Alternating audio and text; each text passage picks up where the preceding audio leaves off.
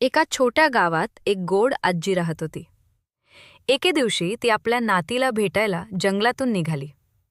जंगलातून चालताना अचानक तिच्यासमोर एक मोठा वाघ आला. वाघ म्हणाला, "आजी, मी तुला खाणार." आजी म्हणाली, "आता नाही, मी आधी नातीच्या घरी जाऊन येते."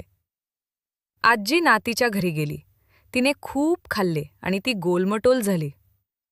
परत येताना आजीला एक मोठा भोपळा दिसला. तिने लगेच एक भन्नाट युक्ती केली.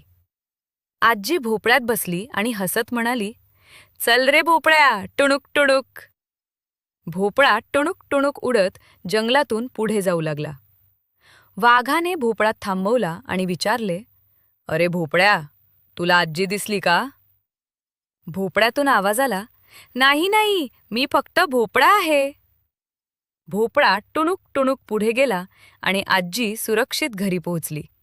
सगळे आनंदाने हसू लागले.